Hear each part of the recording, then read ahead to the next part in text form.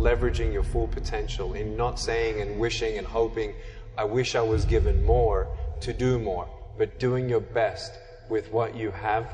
Those are the people who master full potential. Sometimes our dreams don't come true, but to understand with the right attitude, hey, whatever's meant to be, I'm going to reach my full potential. Once you stop fighting for what you want, what you don't want will automatically take over. This storm will pass, and when it does, if you are still standing, you will be stronger for it. Don't quit. You are already hurting. Why stop now? You have already come this far. Why give in when it gets hard? Why? Don't say, why me? Say, try me. Fear kills dreams. Fear kills hope. Fear put people in the hospital. Fear can age you, can hold you back from doing something that you know within yourself that you're capable of doing, but it will paralyze you. The war has begun, and it's between you and you. There ain't nobody else in your way. I dare you to work on yourself for 6 months. I dare you to shut out the world. I dare you to shut out all the distractions. I dare you to give up everything that is keeping you from your dream. Get laser focused and obsessed on what you want. Be starving and hungry to get it. Be desperate to get it. When you actually realize everything's your fault, it gets really good out here. Because when you think your boss's boss controls your when you think somebody down the street in a building controls your then you get real sad because you feel helpless. When you realize you control your things fucking go. When you change the way you look at things, the things you look at change. And I'm saying to you, all of us will hit the wall. Some will choose to go back. There's some small number who, when they hit that wall, they decide, wait a minute, I'm supposed to be over there. This kind of person refuses to be denied. This person doesn't care about the pain because this person knows something. There's no gain without the pain. This person will come back anyhow, again and again and again. You've got to be knocked down and then be willing to continue. You're going to be laughed at. You're going to be ridiculed. You're going to face self-doubt. You're going to be exhausted at times. You're going to face all sorts of challenges if you want to get to your Mount Everest. Everything that happens to you is for your growth. It's the times of suffering that make you great. But once you realize that now, in a modern context, you can take control of the evolution of your own mind. You can leverage the fact that what humans are, what makes us great, isn't what got us here. It's our ability to adapt. It's our ability to look around at the environment that we live in now and saying, how can I shape myself to make sense in this world? I must see my mind's eye, see myself, confronting my fears, handling my fears. I'm more than able. You're strong enough, and your life is worth whatever you have to go through. If you can find what is your passion, if you find what you love, you never get tired.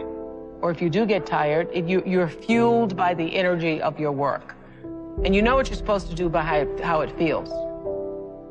And so you know if you're doing the right thing, if it feels like it's right to you. And when you hit the thing that feels right, you know it's right because it gives you your juice. And you know it's right because you would do it for nothing. You would do it for nothing and find a way to be able just to do it in order to be able to continue. That's how you know you're doing what you're supposed to be doing. Les Brown's a motivational speaker. He made an analogy about this. He says, imagine you're on your deathbed, and standing around your deathbed are the ghosts representing your unfulfilled potential. The ghost of the ideas you never acted on, the ghost of the talents you didn't use.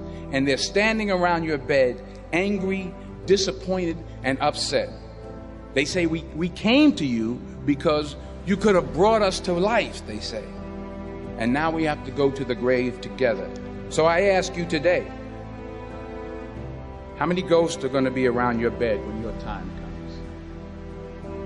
You've invested a lot in your education, and people have invested in you. And let me tell you, the world needs your talents, man, does it ever. I just got back from Africa like 2 days ago, so if I'm rambling on, it's because I'm jet lagged. I just got back from South Africa. It's a beautiful country, but there are places there with terrible poverty that need help. And Africa is just the tip of the iceberg. The Middle East needs your help. Japan needs your help. Alabama needs your help. Tennessee needs your help. Louisiana needs your help. Philadelphia needs your help. The world needs a lot, and we need it from you. We really do. We need it from you young people. I mean, I'm not speaking for the rest of us up here, but I know I'm getting a little grayer. We need it from you, the young people. So you got to get out there. You got to give it everything you got, whether it's your time, your talent, your prayers, or your treasures. The ritual of daily learning. And I call this the 60-minute student. The 60-minute student. No matter how busy you are, no matter what's on your plate, you absolutely must, if you want to be legendary in your marketplace, you absolutely have to do this. Schedule 60 minutes a day for your learning. It could be listening to audiobooks. It could be the next day listening to a podcast. It might be reading quietly. It might be writing in a journal, because writing in a journal about what you're learning, what you learn from your day, what you're learning from your life, that is learning. But 60 minutes a day, I absolutely challenge you with great love and respect. Wire it into your day, because that ritual will allow you to know more about your field than anyone who's ever done your field in the history of the world. I mean, education is inoculation against disruption. And as you know more, you can achieve more. And we do live in a world where there is such a fascination with entertainment. You know, and everyone loves pretty pictures. And it's really easy to spend the best hour of your best days looking at what your friends are eating. And I'm suggesting to you, you think like a student. Because you're watching this mastery session because something deep within you wants you to be the master of your game. And here's the thing about every master.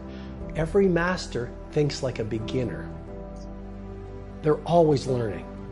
I mean, when I look at the masters, they're like, how did that person do that? I'm trying to deconstruct how that icon of the field does it. I'm always reading. I'm always going to conferences. I'm always having conversations with people I can learn from. So remember, the fourth ritual to predict your success is the ritual of daily learning. And don't just do this once a month, daily. Because as I said at the beginning, consistency is the mother of mastery. During a research experiment, a shark was placed into a large tank of water, and then some small fish were released into that tank. As you would expect, the shark quickly swam around the tank, watched the fish, and then ended up eating all of them. Then, a strong piece of fiberglass was inserted into the tank. This would create a division between where the shark started and where the smaller fish started. Again, the shark quickly attacked, but this time the shark went in straight into the fiberglass divider and bounced off. It tried this several times, again and again and again, until it became tired and weakened. Meanwhile, the fish on the other side of the divider carried on swimming peacefully. After about an hour, the shark finally gave up. This experiment was repeated several dozen times over the next few weeks, where the shark became less aggressive every single time. It got to the point that the shark stopped trying to attack and eat the fish at all. The fiberglass was then removed out of the tank, and to their amazement, the shark still did not attack. The shark had been trained through habit that a fiberglass divider was there and that it would bounce off, and therefore didn't even consider it. At the same time, the small fish freely swam wherever they wanted. The moral of the story: many of us are experiencing setbacks and failures in everyday life. Eventually, we get emotionally drained, tired, unmotivated, and we stop trying. Like the shark in the story, we believe that because we've been unsuccessful in the past, that barrier still exists even for new ventures. In other words, we continue to see a barrier in our heads that separates us from our dreams, even though there is no real barrier between where we are and where we want to go. And remember this, the teacher has failed more times than the student has even tried.